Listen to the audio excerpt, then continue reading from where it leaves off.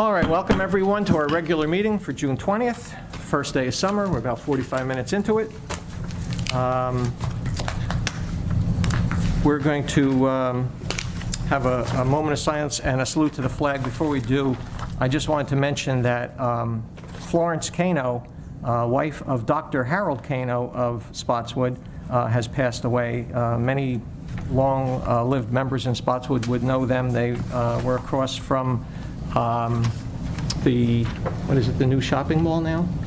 Yeah. Yes, straight across the street. It would be directly across the street. Right. She was employed in the cost accounting department of the Prudential Insurance Company in Newark. She moved to Spotswood in 1949. During World War II, she was employed at the Division of Eastern Aircraft in Linden, New Jersey, where fighter planes for the U.S. Army Corps were assembled. And most people will know her that she assisted her husband in the medical practice with his office, pharmaceutical and payroll accounts until he retired in 1988. So if you keep her in your thoughts and family in her thoughts and prayers during our moment of silence. And also the massacre in Florida, the innocent people that it was one of the worst terrorist attacks in memory since 9/11. So if you could remember that tragedy during our moment of silence and think of the families and the innocent people that passed. Appreciate it. I pledge allegiance to the flag of the United States of America and to the republic for which it stands, one nation, under God, indivisible, with liberty and justice for all.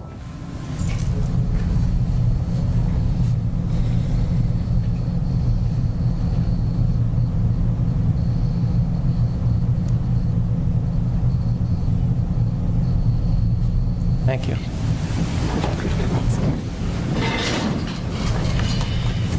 Councilman Seeley? Here. Councilwoman Rhodes? Here. Councilman Ritchie? Here. Councilman Service? Here. Council President Stolen? Here. Mayor Policino? President. We don't have any minutes this meeting. As Council President stated, ordinance 2016-8 and 9 are postponed until the July 18th council meeting due to glitches in our system and the Home News not receiving the ads in a timely manner. And that was a technical difficulty. It wasn't anyone's... I didn't even know they didn't get it until I inquired, and they didn't. It's So. sent out electronically by email, and our email server has been having problems. That's why we're replacing it, and they did not receive the emails that we had And the sent. soonest they could get it in was June 15th, which was not enough days for between this meeting. Thanks, Pat. We have resolutions on the consent agenda. They're spread out on the table if anyone wants to look at them. Council President, council members, I'll take a motion to accept resolutions on the consent agenda 2016-96 through 2016-104. Make a motion, we move the resolutions 2016-96 through 104. Second. Councilman Seeley? Yes. Councilwoman Rhodes? Yes. Councilman Ritchie? Yes. Councilman Service? Yes. Council President Stolen? Yes. We have an application for the fire department. Kevin Palmer would like to become a member. Well, we'd like to move that. Wish him all the best of luck. We're grateful. Thank him for his service. Two time. Councilman Seeley? Yes. Councilwoman Rhodes? Yes. Councilman Ritchie? Yes. Councilman Service? Yes. Council President Stolen? Yes. Discussion. Ted, anything for the regular meeting? Just the first date schedule, and we're ready to do Great. that. Okay. Ed, anything? Just one thing. I got a letter here from Thomas Calder, addressed to Chief Michael Zarrow, Spotswood Police Department. Dear Chief Zarrow, I'm ready to acknowledge the efforts of Detective Scott Hoover, who performs on a daily basis for our high school and the entire school district in Spotswood. Detective Hoover is a consummate leader and professional. I cannot think of a better person to serve as our school resource officer. Detective Hoover is always visible with both students and our staff. The programs that he performed last week in the lead-up of our prom was second to none. Above all, Scott connects with our students, always looking out for their best interests. Scott also possesses an outstanding work ethic when he is involved, I have the utmost confidence that any scenario will be handled properly and professionally. As a principal of Spotswood High School, I know that I have the very best police resource officer. Most significant is the fact that Scott is also an exceptional person. I want to thank him and let you know how much Scott is truly appreciated. Signed, Thomas Calder. It's always nice to get good news. Very nice. He is a consummate professional. He really is. And I saw the car crash, the car all banged up that he had very visibly put on the school grounds. It's always a good reminder to the kids that stuff happens when you speed and when you drink. Marge, you're up. Summer health tip, wear sunscreen, all right? Sun has been like UV index of 10 for the last week or so.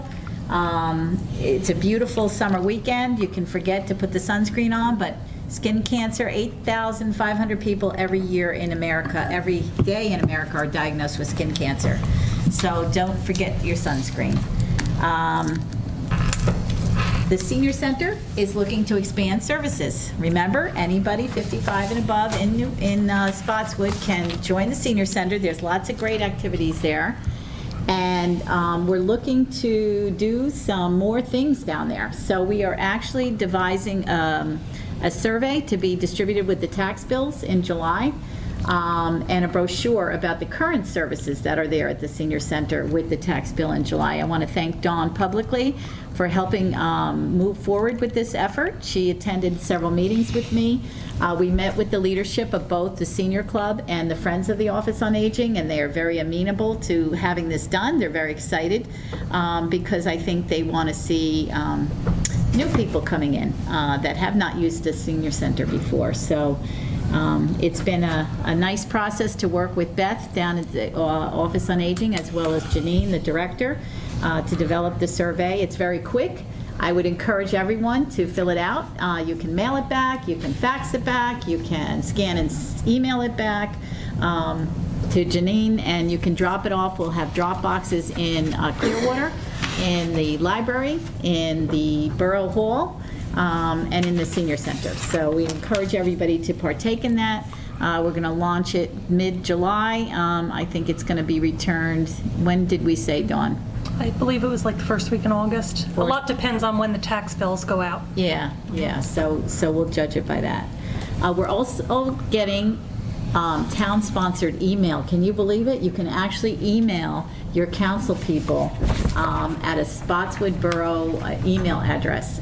This has been a long time in the making. Again, I want to thank Dawn for making this happen. You know, we've had glitches with our email server, and that's spurring an upgrade of the whole system, so it's a wonderful thing.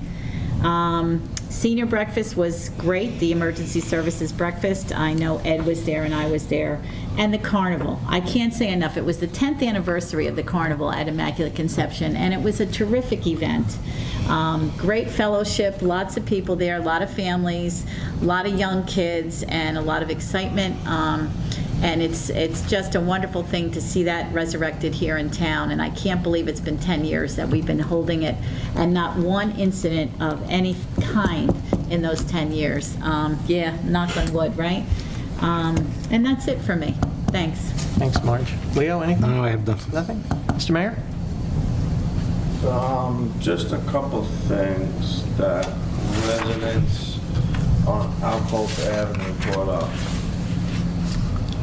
The parking signs that were the no parking, they want to move onto the side of Terry Dunn's side of the house, side of the road, where I guess it's the even numbers. Is that correct, Dean? Yep.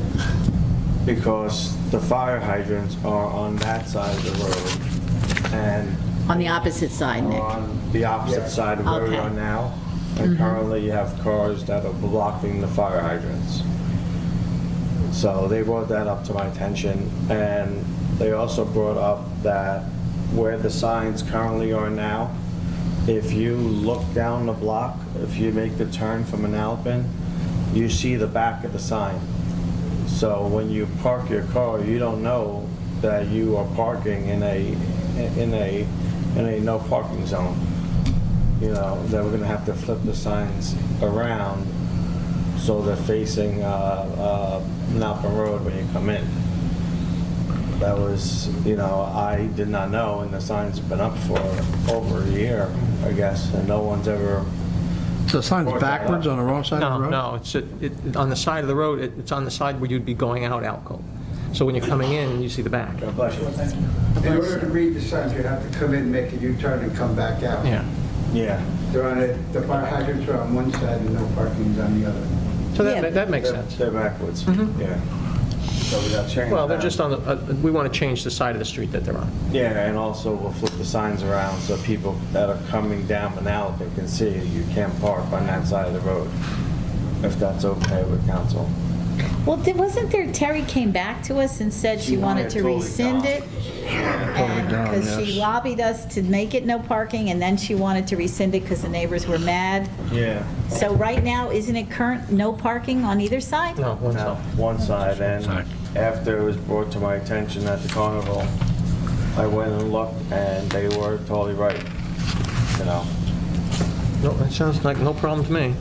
Everybody okay with that? Yeah, to flip the sign, sure.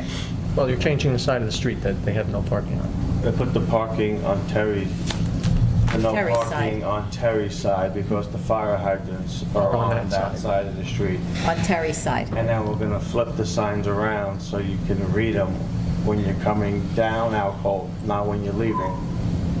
Who puts them up? DPW? Yes. Okay. Yeah. Don't you need, if you're going to do it that way, don't you need them in both directions? So if you're coming out, you'd still see that, you won't see a blank sign? But aren't you supposed to park in the direction that you're Right, usually going the down the sign road? faces the way of traffic for the side Right. you're putting it on. Right. Yes. That's what we did. Yeah, that's how they did it. You're right. I'll try and explain to you when I... Yeah, no, I understand it. Yeah. Okay, as long as it faces the flow of traffic. You should Yeah, work with the Okay. traffic officer. now it will. Yeah, Now it will, by moving it to the other side. right. Why was it put in that way to begin with? They're just changing the side of the street that there's no parking on. And they allowed the people to park in front of their homes, so they didn't have to cross the street to get to their car. But the side of their homes also has the fire hydrants. So we're saying you can get more spots if we reverse it. So, But somebody who doesn't live on the block, and they pull into the block, they don't see the sign, so it was put will. in You will. incorrectly to no, say- no. They were facing the flow of traffic, but you would have had to turn around to see them. It was always facing you in the direction you were traveling. But if you're pulling in from Manalapan, they were on the other side of the road facing the people going the other way, so you didn't see it. It makes sense now. It should be fine. Okay, so you have the council's consent on that. Thank you, sir. Anything else? No, I'll let Dawn do this, the rest of the stuff. You're up, Dawn. Okay. As Marge said, the Google email conversion is complete. It took place last Friday with no issue. All borough employees and elected officials now have email addresses with the Spotswood Borough domain. Huge thanks goes out to Spotswood Board of Ed's IT department for a smooth transition. They were wonderful, knowledgeable, and I can't say enough about how much they helped the borough. Townwide yard sale is being held this weekend, June 25th and 26th. Registration is now closed. We have over 40 participants. All participating addresses will be posted on the borough website and the Spotswood Township Garage Sale Facebook page. Unfortunately, due to time constraints, it was not possible to have participants in the municipal lot. I know that came up at the last meeting. We can look at that possibility for next year, and also we're going to look into collaborating with Helmetta so that it's two towns having a townwide sale the same weekend. I think that's terrific. At our last meeting, I reported that we need council volunteers to sit on the Lower Raritan Middlesex County Water Resources Association and the County Health and Wellness Council. If anyone's interested, please let I'm me know. already on County Health and Wellness. Can you hold two? I attend. So can you hold? Yeah, they want Your council other people to position? be on that. Okay. Yeah. No, I didn't know if you were holding a position affiliated with St. Peter's. I can wear two hats at that meeting. Okay. Okay, excellent. And last but not least, welcome to our new employee Salvatore Massaro to our inspection office as our new building subcode official. Thank you, Dawn. You're welcome. Okay, next up for discussion. We were, since February, when we had the EMS discussion, we were facing a task of developing a question that we're going to put on the ballot. So we were investigating other towns, how they had questions, and read a lot of other questions. We had to put together the details. So first we had a rough idea of the question. Some of the parameters were it has to be short and direct. There's going to be, from what I hear, maybe 5 other state questions or something like that I'm hearing. That's what they say. That's So what they say. there will be a lot of questions this November. They will have a limited amount of space on the ballot. We have to make it short, direct, and still give the facts. So we started out just putting zeros in where things were to give people knowledge of the amounts that we're talking about. And in order to populate the question, we had to start getting some questions answered. So we met with Bobby Kirsten and Ted and I and Dawn, the mayor, and we worked on staffing because, and I'm gonna let Ted address that because he, being a former police officer and knowing scheduling, Bobby Kirsten couldn't make it tonight. So Ted, I want you to fill in on just how we addressed the staffing issue, what we did with that. What we came up with was essentially the model that we have now, which with our part-timers, we have 2 EMTs on and 1 responder or 1 supervisor. So we took that to the full-time career model version of it. So in order to work this with 12-hour shifts, we need 8 EMTs and 4 EMT supervisors. They would be working what's called a modified Pittman schedule. Modified Pittman schedule is they're working 12-hour days, 48 hours in the first week, 36 hours in the second week. They're off every other weekend, Friday, Saturday, Sunday.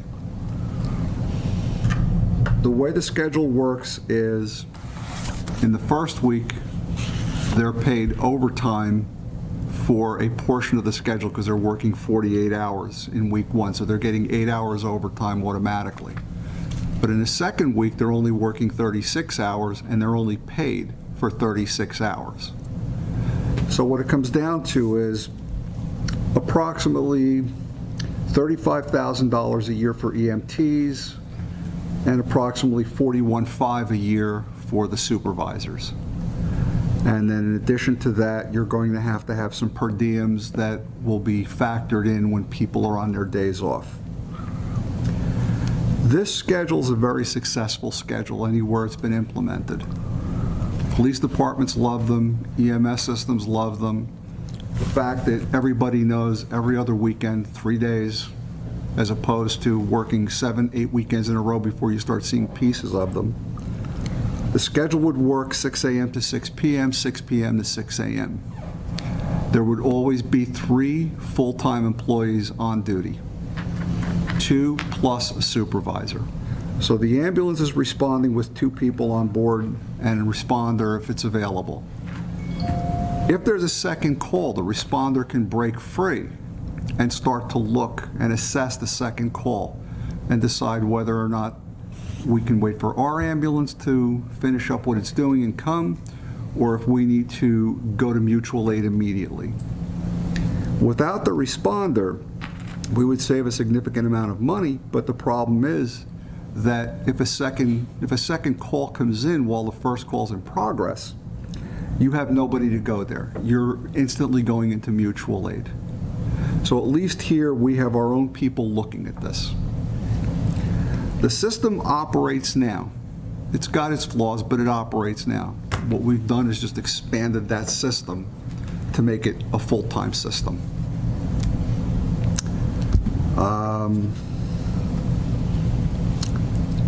Other than that, that's where we came up with how we're going to factor all of our numbers in place. When Robert Wood came in and made its presentation, they anticipated 8.3 employees. We came up with our 8 employees. I mean, it's going to, no matter how you do it, you have to have those 8 working bodies in there, plus their supervisors or their responders. So that's where we're at. Okay, so once we had the model of what the staffing would be, as Ted mentioned, he mentioned some numbers, but that gave us numbers to plug into a budget. So then we turn it over to our CFO, Joe Zanga, and Joe, you priced out the rest of what you felt would be required in overhead. You already had the staffing numbers that we talked about, and you have some sheets there that, if we can hand them out, and actually, if you could, I don't know if everybody has theirs on the dais, if you can pass them out.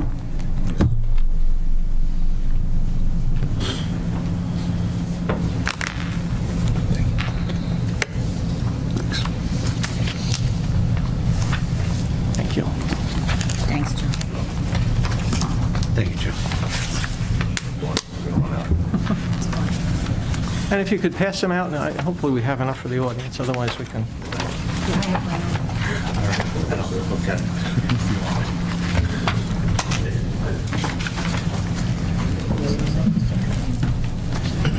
And Frank, I think we'll be happy with this one. We provided the same summary of numbers, but there's all footnotes, so it will denote exactly how we got to those numbers for those that want to dig deeper to see just how those numbers were obtained. And that was a good point. We tried to keep it simple, but you also have to have detail of where they come from.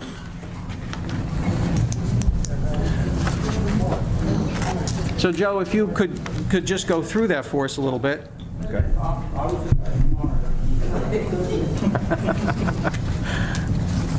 Thank you, Ed. Sure.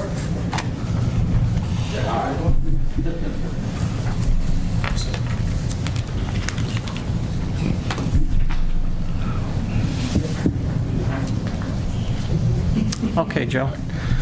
The 2017 projection that was put together includes, as the council president said, all the personnel that we discussed, insurance, which is liability and workers' comp, all the fringe benefits that relate to personnel, which is employer FICA taxes, employer pension costs, health and prescription benefits for 12 full-time employees. We included family coverage, dental benefits for 12 full-time employees, debt service on the 2 ambulances that are in service now that we're still paying off, debt service on the new ambulance 2016, which we will pay off over 10 years, and debt service on the building that will be repaired where the EMS will be housed. Also includes $35,000 for a new responder vehicle to replace the 2001 responder vehicle. Also includes other expenses of $100,000. And on the second page, close to the And the bottom. other expenses, that's Everything supplies, else. medicine, Yes. gas. Yep, everything else besides salaries and wages that relates to the department. Second page, towards the middle where it says estimated costs, that is the cost of all the expenses above that are projected. We backed out the estimated revenue of $297,000. We took actual revenue up to April 30th of this year and took last May 1st of 15 to 12/31, so we have a year's worth of activity, and that would come to about $297,000. So the estimated net cost would be about $983,503.75. Then we deducted what's in the budget right now in 2016, which was salaries and wages, other expenses, Social Security, insurance, and then we netted the revenue also to come to a net budget cost right now in 16 of $182,905. So the potential budget increase for a full-time EMS service could be $800,598.75. And then on the third page gives you an abstract of what the average increase could possibly be. We came up with $275.04 for the average residential unit. Okay. That's it. So that's our numbers. This number that we come up with, the estimated cost, would be what we'd have to insert into our budget to run the department. Because you can't spend money that you haven't budgeted for. So that would have to be inserted into our budget to have that department. Now, what I want to do is I want to read what we have so far. And what we're doing tonight, we're giving you our draft at this point. We're going to let everybody comment on it. We're not going to vote on this until our meeting in July. So we're going to take your input, and then we're going to come up with our final question that we'll have a vote on in July. So it's going to be Spotswood Emergency Medical Services public question. Shall the mayor and council of the Borough of Spotswood be authorized to budget the required amount to fund a full-time career Spotswood Emergency Medical Services Department?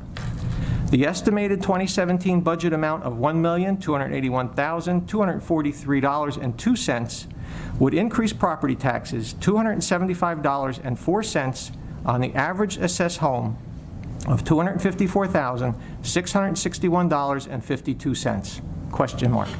That's the question. Under the question, there'll be an explanatory statement. A yes vote gives voter approval to expand Spotswood EMS to become a full-time career department.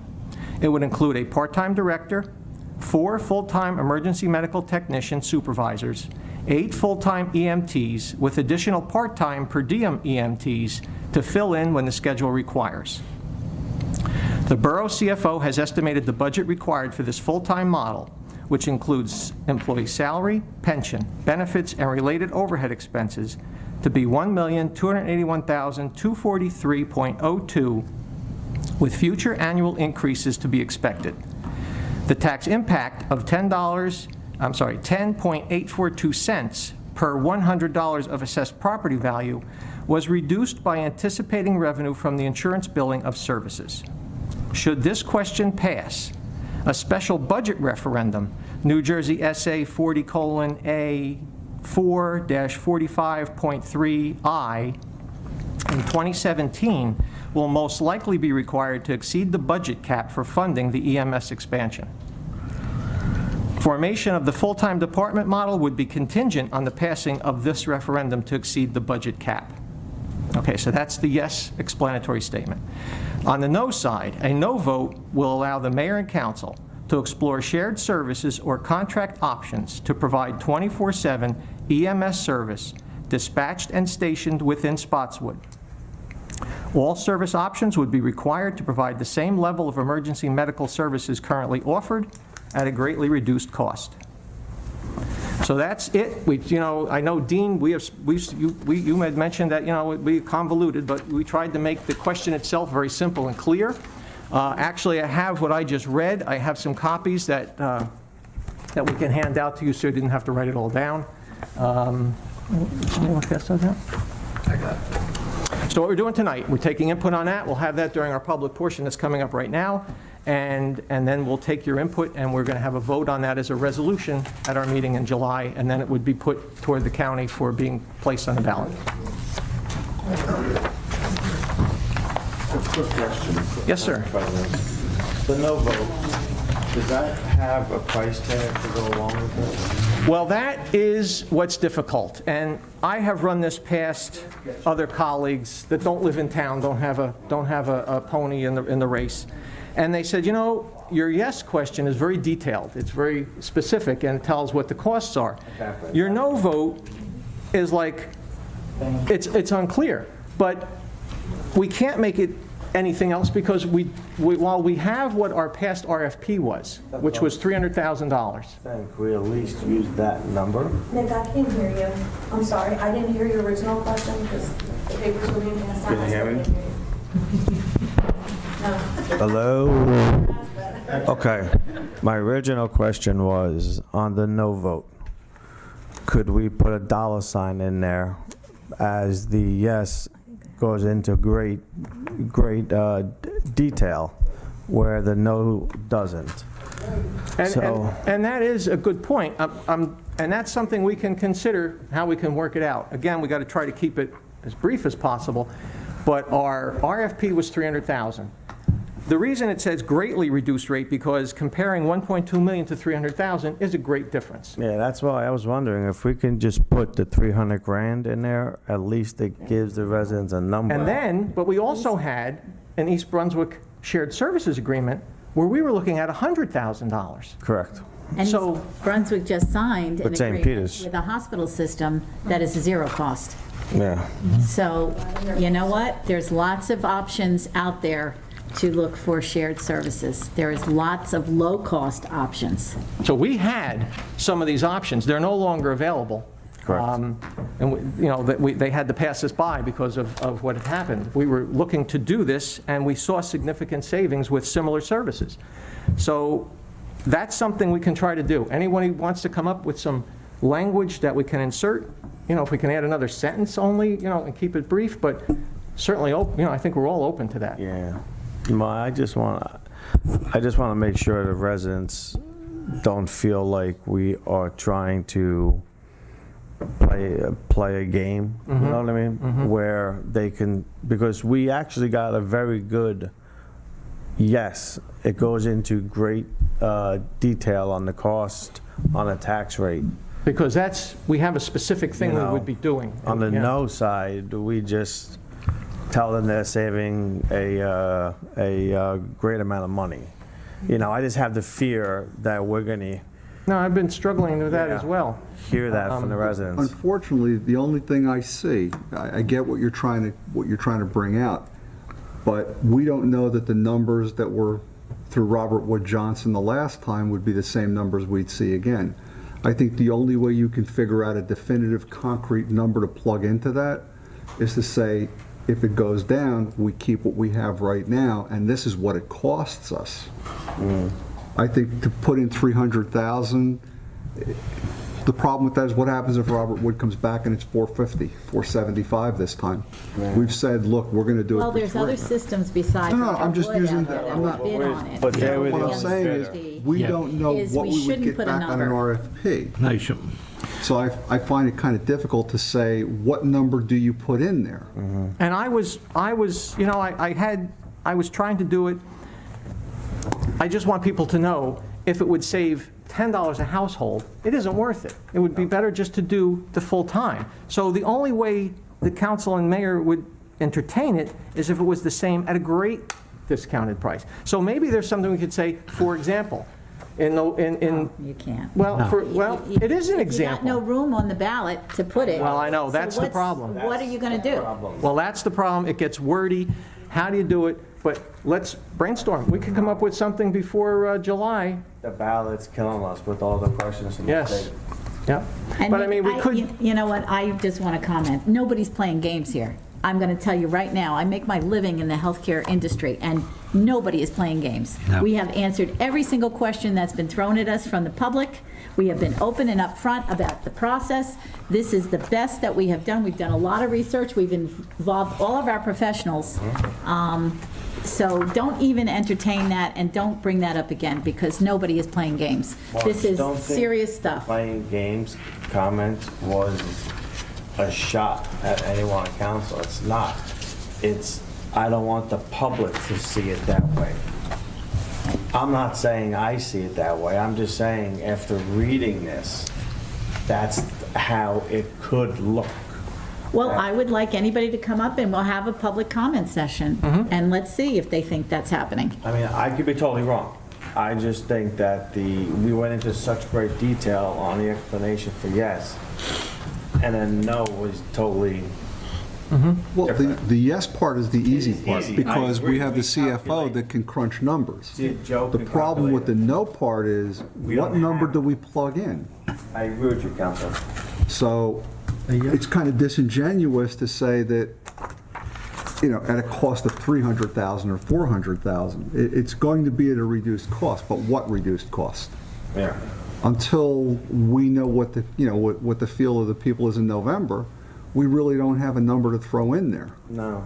that's I mean, been the the tricky rest of part. it was simple. We crunched all the numbers up. Yeah, no, I agree. Joe's part's pretty easy. The original question, Ah, Joe. the original question, if I remember correctly, we were not being clear on what it would cost the taxpayer to keep the system within ourselves, to stay in business. Now, we have put this number forward.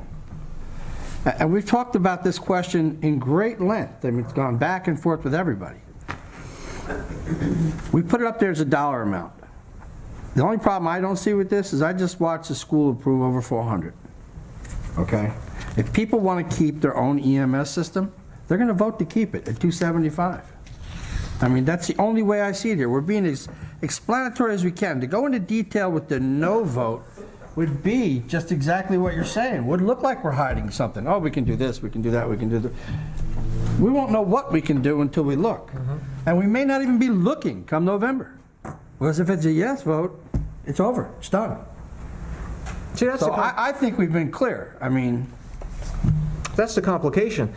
We do RFPs, and we did our best to vet the services that were being offered. We did them with the best interests of our residents and ourselves at heart, of who would be responding, and it was stopped. So we can't do our job and negotiate for the taxpayer and put it all out there, because an RFP has to be awarded within a certain amount of time. You can't put that individual RFP on a ballot. So, yeah, it's tricky, but let's open it, if we're finished discussing it, we can open it to the public, Absolutely. and we'll Absolutely. get your input, and that's what we're doing. We want to be open and honest, and, I think we've done our best to be transparent on what we're proposing here. Motion to open to the public. Second. All in favor? Aye. Now's your chance. Open comments and questions. All right, first, I want Dean Slacker, 68 Alcohol, just as a resident first, with what Nick was discussing on the alcohol. So just so that you're more clear on this, the signs when they came to me, now Carl Martin was the one that was police chief at the time they were put in, and all he explained to me was that some kind of ordinance or something, they were going to go on Mickey Pfeiffer's side, because Mickey Pfeiffer was really the one that was complaining for so long about there not being enough room for emergency vehicles to get through. And then he left, and Chief Zarrow came in, and I don't think anybody ever really went to him. Terry just came to the council a few times and said, I want to take him down now, after requesting to have him put up. So, I was here. But the problem is, with the original signs that are up now, when you come in, they're on the left side of the street. Now, being a two-way street, the signs are required by law to be pointed in the direction of where the traffic's supposed to be coming from. The woman that Nick was speaking to is my neighbor. I love her dearly. But she has it in her mind that Elkhart Avenue is a one-way street, and it's not. We're trying to explain to her it's a two-way street. The signs have to point to the direction where the traffic's supposed to be coming from. She's the one who's getting in trouble all the time with her relatives coming. They just kind of pull off to the left. They don't turn around to park. They just pull off to the left and park and get out. And it's like, well, it's up to you to tell them there's a no parking sign there. Turn the car around. You got 4 driveways. Use them, But, I mean, I was in agreement with it. All our fire hydrants happen to be on the opposite side of the street. So if we could have, it would make sense to have no parking on the side in which the fire hydrants are. This way your fire hydrants are always clear. Right. What they did was they painted symbols in the street. So if cars were blocking them, the fire truck knew without having to look over the cars where the fire hydrants were, and they would be able to find them. So hopefully we can have that taken care of, and that would be awesome, because that'll make me feel better, because I have a fire hydrant in my front yard. There you go. And it would be nice if the fire department could get to it when they get there. Now, as administrator of Friends of EMS, I just got a message that and I already know what it is.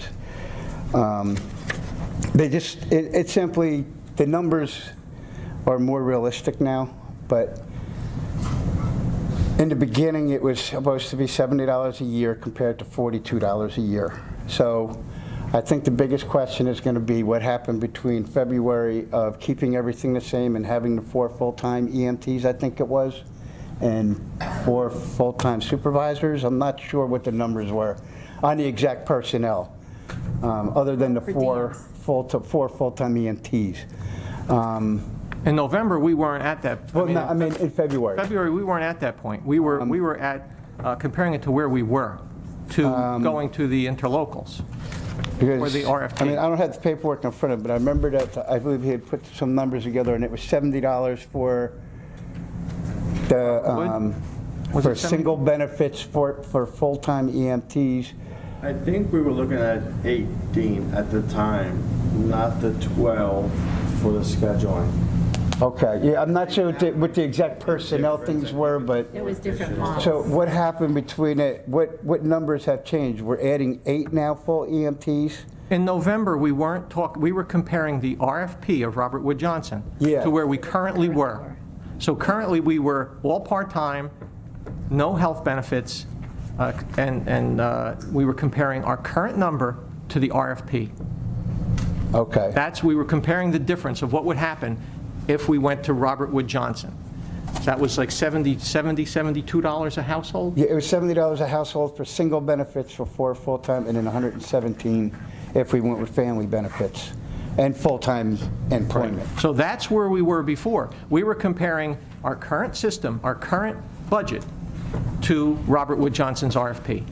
So now the numbers that we're looking at now are going to be the numbers that will be presented to us for November. Yes, because now we're looking at a full-time department. The part-time department, we didn't have a commitment. We had part-time people making $11 an hour, and it wasn't a commitment of theirs for everyone to commit to service to the town. People would call out without notice. It was a very difficult revolving door. It was a training ground. People were coming and going very quickly. It was a system that no longer worked. So that's why we did the RFP, and that was what we discussed in the numbers back then, from what we had to the RFP. Okay. So now we're talking about going to a full-time model that would be required to continue it in-house. Okay. And we don't have an option because these options we had are no longer available. So we know what they were. You know, they were $300,000, which was $70 a house. So that's, you know, we're talking about from $275 a house to $70. So, you know, but we can't, that's no longer available. We don't know if that would be available. Yeah, I know. I mean, to me, $275, I'd still pay more than that on my cell phone bill. So. Well, let me tell you, Dean, I was ready for you for that quote, because right now, in our borough, with last year's budget, and wait till you see this year's, with utilities, because you also pay water and sewer, so your costs for your house, for the average home, $170 a week. And that's more than your cell phone bill. And that's where we are now. And if it just keeps going up, there's a lot of people that have a big problem staying here. Is that with the BOE referendum, Mr. President? No, that is not including what we're hearing, some scary stories about what the Board of Ed is going to hit us with this year. You were just saying something about that. Yes. They approved Yes. a new budget. I mean, we strive very hard to keep our increase $50 a year, you know, for the average homeowner. We work very hard to do that. So this is a life-changing, you know, between the Board of Ed increase that we're talking about and between this increase, you're getting up there. Yeah. And that's $170 a week for the average homeowner, for your utilities and your taxes. That's all your taxes. That's school, county, and town. Okay, and now back to your resident, Marge, you're right. Office on Aging is awesome. Remember one thing, Dean. Back in February, we were trying to get ideas of which way this thing should go. Okay. We've come up with creating a department in town now that's full-time, same as the police, same as Public Works. This will be your permanent emergency medical services. This is what you're looking at in order to do it. You can't compare the $300,000, $70 increase from back then that was perhaps projected to this. This is going to give people what they want. The part-time system of trying to get people to come in on a part-time basis on whatever days they're available doesn't work. It's just not an effective model. You want EMS in town, this is the EMS. This is the system that comes in. Okay. All right, now, is there a reason why? I mean, obviously, yes. I know that sometimes they come in, they use a small community to get their training or get their experience. Right. My personal opinion on our EMTs, they've always been very good. They don't There's a seem core like, group of people in there. I know that we've had issues where I know several of There's a them have core left. group of people in there that are absolutely dependable. And then there's some people outside of that core group that are in there, they're grabbing their experience. You know, it's Saturday, it's July, it's a beautiful day. I think that's going to go in any job. But if it's I have the if it's same feeling, I have if to it's your admit. career, you're less likely to blow that off because you know. This is one of the reasons too why we looked at that every other weekend schedule off. Because if you know you're off every other Friday, Saturday, Sunday, well, coming in this weekend isn't a big deal because You got next weekend. you're off. You have to make it something that's livable, you know, people want to work it. Oh, yeah, I mean, I want our EMTs to have a livable wage because I know that they're doing other jobs. A livable lifestyle as well. You know, they're also doing other jobs and part-time here and leaving their jobs to come here and respond, and they're all out-of-towners, which really surprised me, except for Leo's son. We're pretty much all out-of-towners now. Well, that's okay. But I always have a lot of admiration for them because they have such dedication to us. And I just hope, you know, honestly, I'm really praying that we keep them because I really have more respect for them than they're a great group of people. And I have to tell you, I've met with them many times, and I can't believe the conversations I have with them and how much they care about this community. And again, excellent job. I'm looking forward to going down there and seeing Janine. And just real quick, Janine, just reminded me, Jeannie wanted me to bring to the attention of the council, is there anything that could be done to help seniors get to council meetings? I'm not sure how that works right now. I believe right now it's supposed to be a system, I guess they go to Joe or Laura or Linda or somebody. And she wanted to know something about if there's anything the council could do to help them out with Well, we had transportation or talked something. about with, So I'm not about sure if doing you guys, transportation if for she said movie night anything at to the you about that. library, and, different activities. Because some of them don't. Library is movie day. Yeah. Council meeting is night. We now have 2 bus drivers, Yep. so. Dean, we're a small town, Yeah, I know. And- It's- and We we could. do a lot with a little at our senior center as it is. Oh, I But, know. we I try to do took things part to in get it. people out of the It's awesome. house, to enjoy their lives, to get together with other people. I can't say that this is going to be an entertainment night where when they want to come out and see it. I mean, I think it's more important for them to get them out into the senior center where they can socialize, No, I know. see I mean, people I that, just gave my word to Janine that I would bring it up to you Well, guys. I'm glad you did, And, Dean. It would be nice, in a a really nice perfect lady. world. Yes, she is. Yes, And she so I is. just wanted to keep my word to her and bring that to your attention, if that was one of her concerns, that she can't come. Janine, call and- me. We'll talk. That was one of her concerns, because she has a She hard time watches getting this here every- herself. I do notice she Every watches the videos every other week. Okay, Dean, So- thank you. Thank you very much.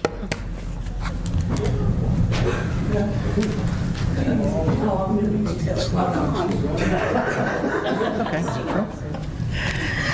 Jackie Palmer, Shupin Street. Hello, Jackie.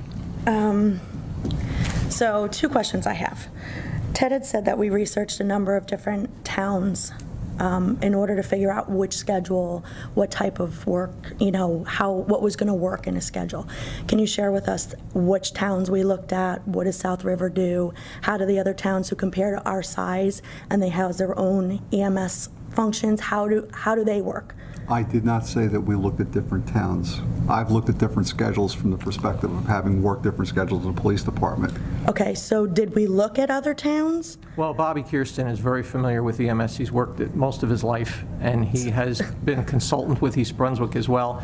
He's a great resource for I schedules. know Bobby, and I have the utmost respect for him as well. My question is, which towns? Just, We do. Jackie, South River, for one, happens to be a town that does it. They're paid during the day, they have their volunteers at night, and Spotswood responds at night to their calls.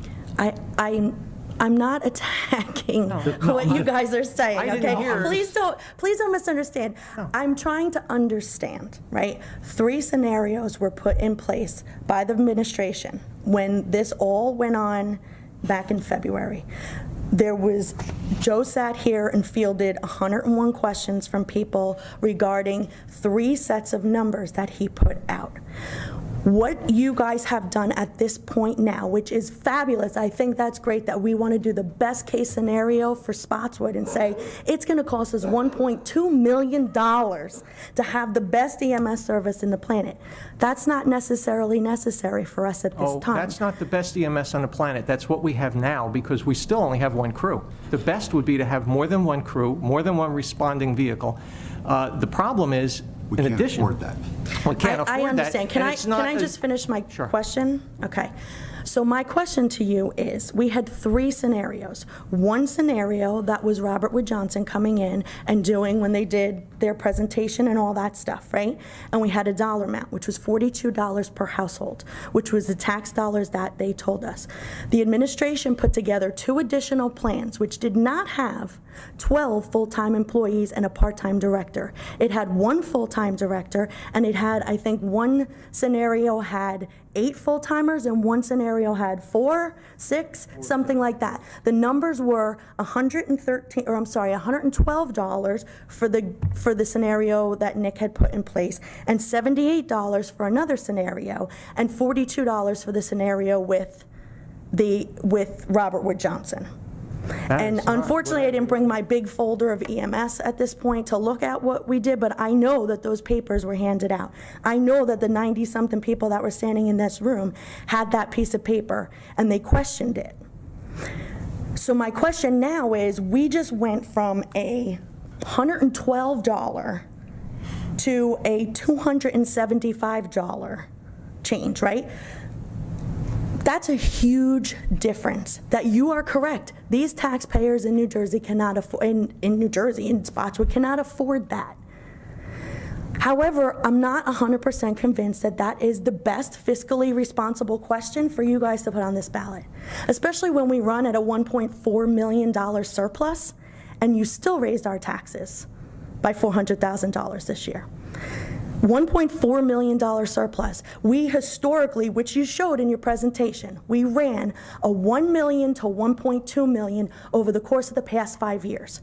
So not only this year did we have a $1.4 million surplus, which was $200,000 more in surplus than we have in the past 5 years, you increased our taxes knowing that we had a school budget that we passed as a referendum to pay extra taxes. So in all reality, when my friend Jody stands up here and says, I don't trust what you say, she's 100% correct. Because when I look at the numbers, because I'm a numbers person, she's not, I am. I see $1.4 million surplus, and you have to increase my taxes by $400,000, and I don't understand. Can I interrupt you, because you asked that several times, and I want to have our CFO answer that, because we are using as much of the surplus as we are recommended to do so. And I think we even went a little further this year, we went a little further. So Joe, would you explain how the surplus is used? This is off the top of my head. I don't have the numbers in front of me. I think we ended with about 1.6 million. I believe we used 1.3. The prior year, I think we used 1.1 the last 2 years prior. So I think we used 200,000 more to balance the budget with the tax increase also. So I believe we left about 300,000 on the table. And you can't cut it closer than that, or at least being fiscally responsible, you should not. Correct. You want to regenerate everything you use in the budget, so. And the school board, we did not know about that question when we did our budget. We just started, actually, we had asked Dulce, I don't know if she's still here. We had asked her that question, and we had heard that most of the referendum's actually going to be next year. So, you know, we did not know the number we're hearing now. Well, we're all taxpayers. We're all voters. We all go into the box. We all look at the, come on, we all look at the question. We all know what we're voting for. So to say we didn't know is really kind of... Well, no, we didn't know. We didn't know the number that we're talking about. We thought the bond referendum was $100 a household when we voted on it. But then when I think we asked, and we were told, no, that really kicks in next year. So that's what we told. So, again, were any other towns researched, specifically area towns that run their own EMS services? And my understanding is that East Brunswick is not going to do any hospital-based service at this point. They are now going fully funded by their borough. They're no longer going to go outside, is my understanding. I don't know what East Brunswick is doing. I just spoke to their administrator today, and that was not the Squad's case. trying to do that, but Yeah. They just did an RFP and awarded it to Atlantic. St. Peter's. St. Peter's, which then went to Atlantic, which then Robert Wood Johnson was filing suit against them for I don't know some what's kind of happening. convoluted nonsense that goes on over there, but that's I know not, the volunteers- that's not our issue. What I'm saying is that, who did we look at? Who else I don't know does of this? any specific towns that we looked at, except for the fact that Leo's been in this business for I don't know how long and has looked at it and knows models, and Bobby Kirsten has been in it and knows models, and Ted knows models for police and how those schedules work very similar to EMS. So I don't know of any towns we looked at specifically, to tell you the truth. Okay. Well, I think we discussed South River's model, because I was intrigued by that, Jackie. It was a hybrid. But it wasn't, it couldn't work because the leadership was not in place to make it work here. So why do we need 12 full-time employees? We're keeping exactly the model you have right now. If you look down there on any given day, you have 2 EMTs and a supervisor in the responder vehicle. You're getting this in a full-time version. But is Not that, changing it. again, what I'm asking you is, we know you guys are sitting right up there saying, we can't afford this. So we're going to the taxpayers and saying, hey, here's a question on the ballot. We know you can't afford it, and we know you said you wanted to see it on the ballot, so here it is. Now it's $1.2 million, so vote for it, or don't Throw vote for something it. back at you, though. If we take out the supervisor and just have the 2 EMTs and one of them being the lead EMT at a little bit more money, what you have is the ambulance responds, there's no more responder vehicle. If the ambulance is out wherever, and it's 2 minutes out on this call, and another hook comes in for another call, we have no one to respond to that other than to turn it right over to Monroe immediately. So we have less than we have now. What if you had your full-time, right now, the part-time, or at the time, before Bobby had come in, right? The part-time director responded during the day as the responder car, right? So she stood up here many times and said, we run a second rig with me and, somebody else that's down there. So my question again is, why is this is legitimately worst case scenario of the world. There's no reason that we can't figure out some kind of a happy medium to keep our EMS in town. I'll tell you what, I'd be happy to listen to whatever you folks have to The say. administration had put 2 different scenarios in place with the dollars amounts, and that's what you have to understand. In February, that's what the taxpayers heard, right? But- That's what people heard. But what the administration put out originally was to have 6 full-time employees, which meant you had 2 employees on each of the 3 8-hour shifts, 5 days a week, and you backfilled all your weekends entirely with part-time personnel, okay? You're looking at something different here. If you want something that's going to function and function properly, you either invest in it or you walk away from it, one or the I other. don't disagree with you on that fact. Okay. But you know what? When If- it was put in if place you guys- originally, when Leo was running it, and we looked at, this was something, listen, residents want Spotswood Fire Department trucks to pull up in front of their house. They want Spotswood Police Department. We pay a lot of money in taxes, right? They want Spotswood EMS. We owe the taxpayers, we owe the residents of this town to give them the services they deserve and to still be fiscally responsible. What I'm saying is you're telling taxpayers, sorry, we told you in February that it would go up $112 because that was what, Nick had presented. And Joe gave those numbers out. This is what how do you go to the taxpayers and Jackie, say 112 to 275? Jackie, you're not understanding what we did in November. We had 3 options, as it is now, and family or single coverage. That was it. And we had So Robert next month, Wood. I'll bring back all the papers that Joe handed out, and we can Yeah, we did run not through this have an again. But option of I running think, it a you know different what, way. I think you guys, and I'm not saying, I know you're trying to be honest and open and transparent and all that, but you know what, the reality is that you stood here and you knew you wanted, and no one trusted what your question was going to be on the ballot, and when the number of $1.2 million comes out, the taxpayers are going to laugh, and they're going to be like, seriously? We really? And you're going to hold them to the fact that if they want their EMS, if we want us to keep our EMS, you have to pay $1.2 million. That's frankly extortion.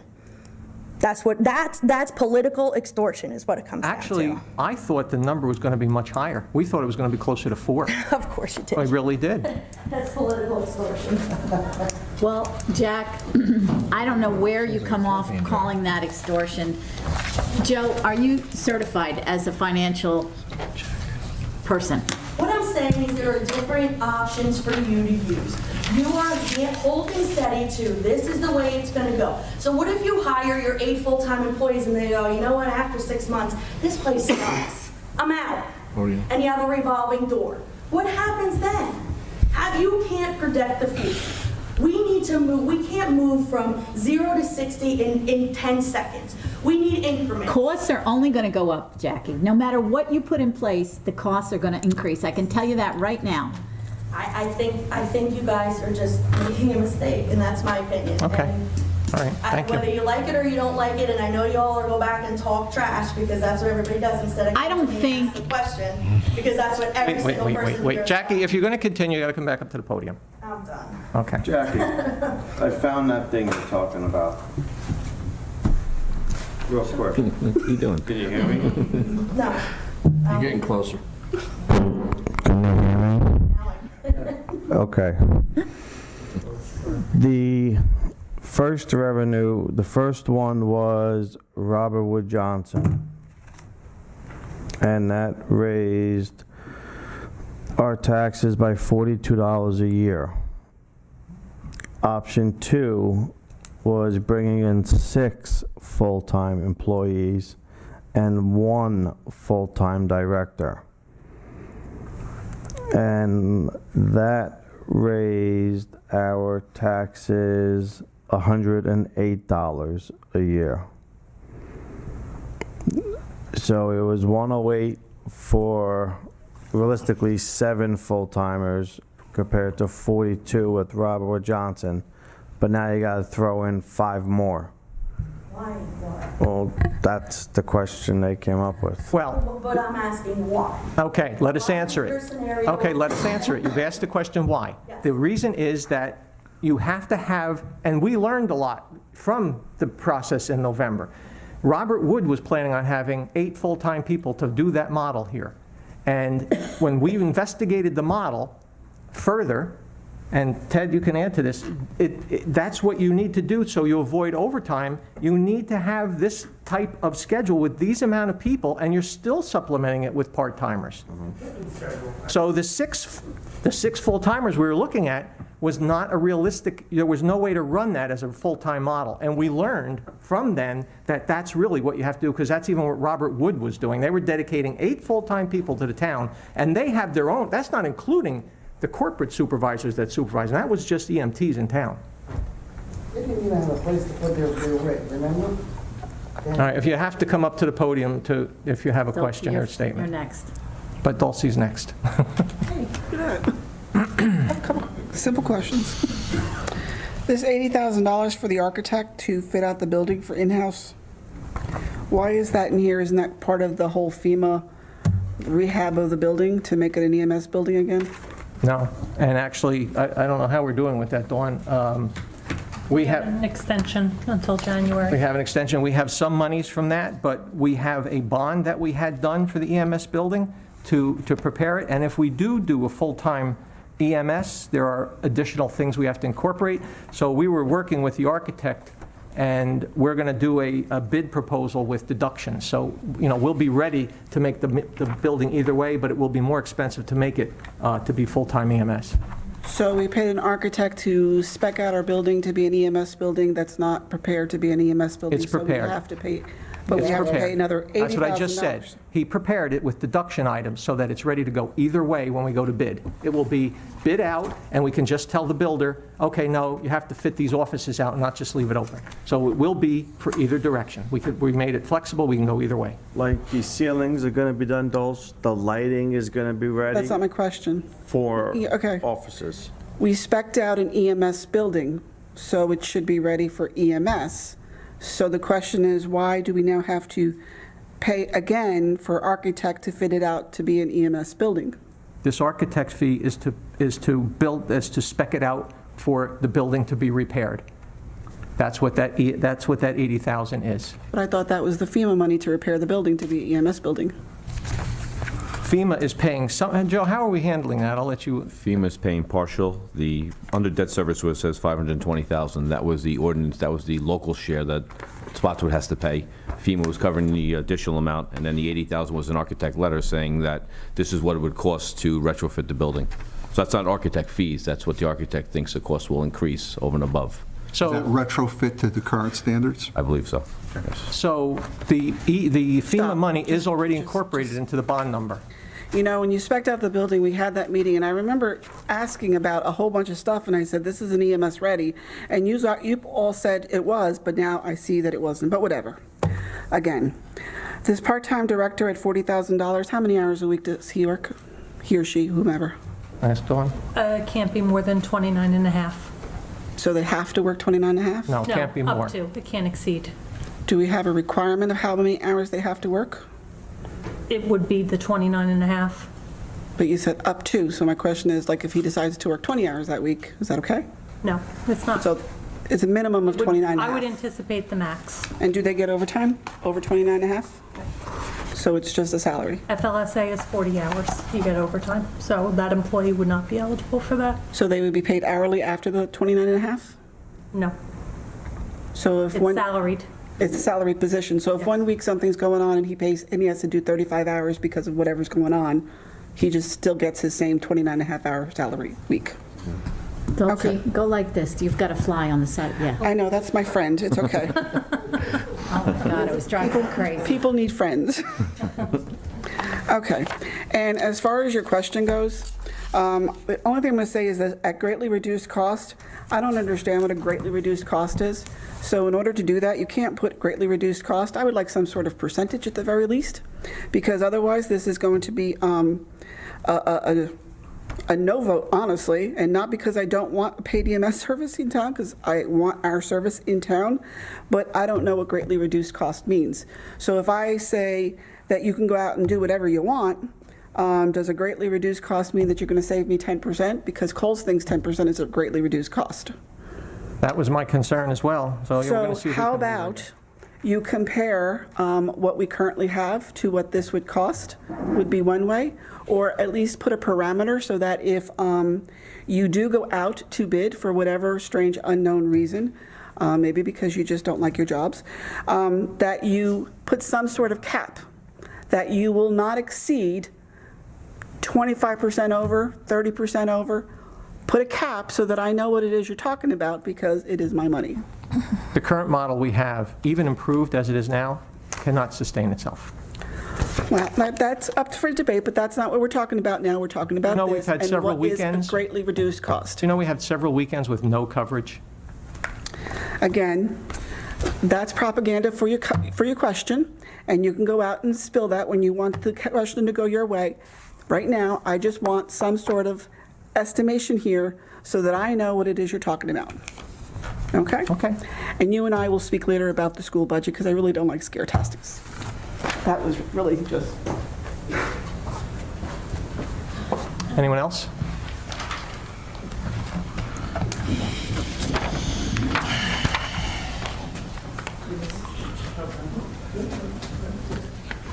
Hello, Frank Foundation, 41 Canton Avenue. Got a couple of questions. I see in the summary, we have a project here, estimated cost, well, almost 1.3 million. And then, Kurt, you said in your summary, there's going to be significant savings. Where are the savings coming from?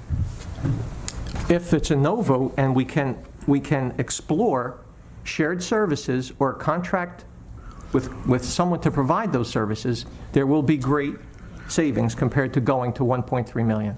Okay. That's either depending on shared services, which we We need options, and you have to allow your elected officials to research those options. I'm not and act challenging you, on I'm them. just asking, all right, or much I understand. Well, that's what we're trying to do, is how do we state this? The Robert Wood Johnson RFP was 300,000. That's greatly reduced from 1.3. Our interlocal with East Brunswick was going to be maybe 100,000. That's greatly reduced. So I think we do have to work on that sentence, and, you know, we'll throw it out there and we'll see what we can come up with. Well, another item identified here is estimated revenue is almost 300,000. What is that revenue? That revenue is what we bill for our services that people pay, and it's Comes from the insurance company. From the insurance company. It's soft bill. We don't go to collections. We That's from subsidize insurance it. companies then, not individuals. Right, Yeah. Yeah. right.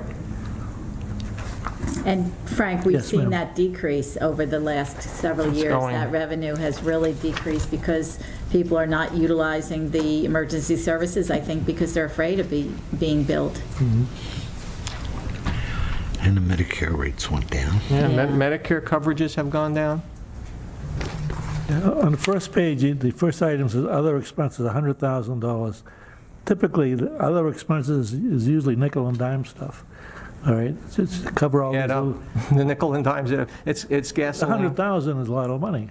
It's equipment.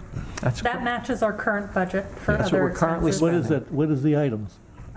Your gasoline, your insurance, medical supplies, third-party billing services, Oxygen. uniforms, Oxygen, yeah. employee physicals, Okay. training.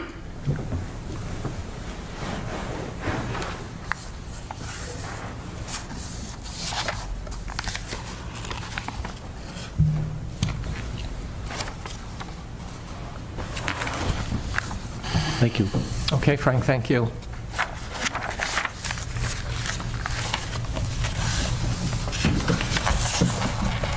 Hello, Cheryl. I'll be brief. From what I understand from New Jersey Monthly, they had a report in the December issue that many small towns in New Jersey have had to give up their emergency medical because of the new Affordable Care Act. This is from the federal government. And that the state is not giving money to the little towns. The freeholders of the county are not granting us money. The ambulances, the medical transports, they have to have a new, all the latest new technology. This is expensive stuff that they have to be equipped with. The people who work with the emergency medical, they have to be trained in the latest medical techniques. The insurance costs are astronomical, and that was not in former budgets. So from what I know, that there have been other small towns here in New Jersey, a limited population, limited tax base to increase taxes from. They have had to study alternatives for their emergency medical. Sad as it is, because the small towns are family-oriented, very happy with the current emergency medical service people and the current service. But the reality of the Non-Affordable Care Act from the federal government has put an undue burden on the average taxpayer. And I am one of those average taxpayers who, if the taxes do rise, I would not be able to afford to continue to live here. But no crying, no crying. You would still come to our council meetings though, right? There you go. Thank you, Cheryl.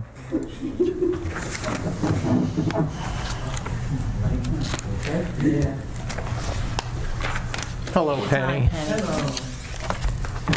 Well, Penny Dittman, 250 Crescent.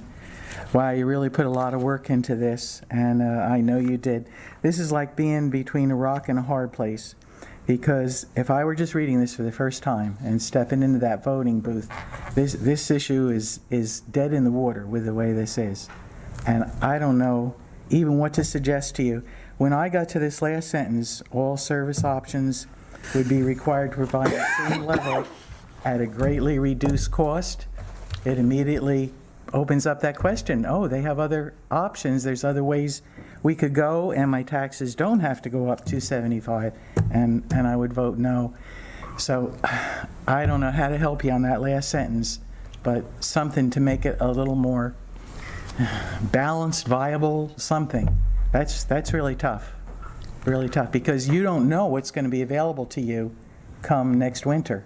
But we know if it's not a great difference, then it's best to keep it in-house.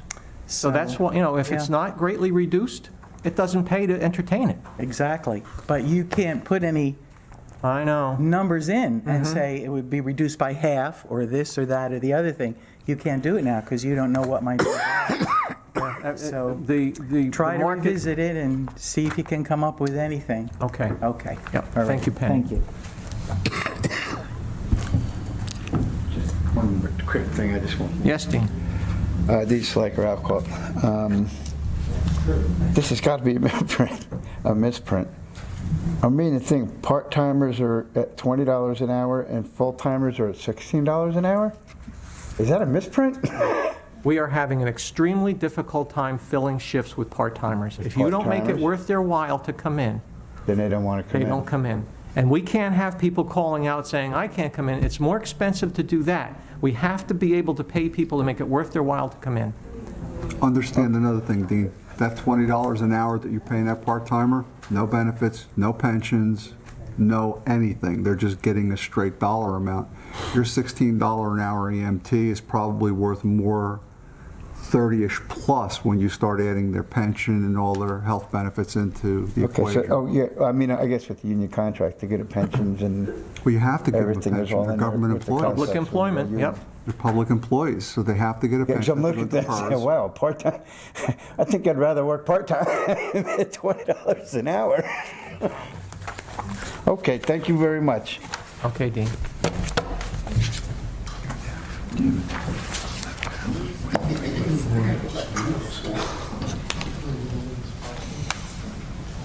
Yes, Frank.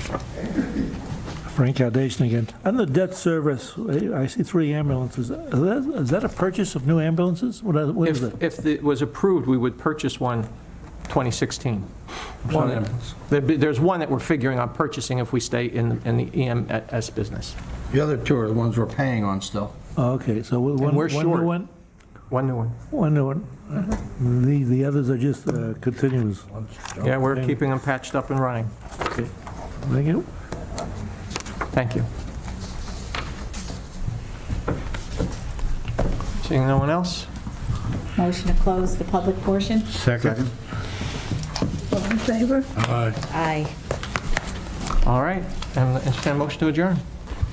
Motion to adjourn. Second. I just want to say that there's an election in November, and I would encourage, if anybody has a thought about what they want to see changed, or they feel that they can make a difference by sitting here on the dais, I would encourage each and every one of you to take out a packet. We have 2 council seats and a mayor seat open.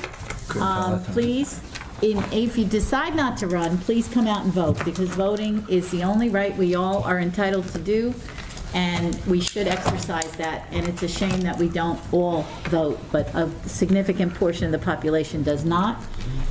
So I would encourage you to vote and to run if you feel the inclination. Do we have a motion and a second? All in favor? Aye. Aye. Thank you all for coming out, and we do appreciate your input. Thank you.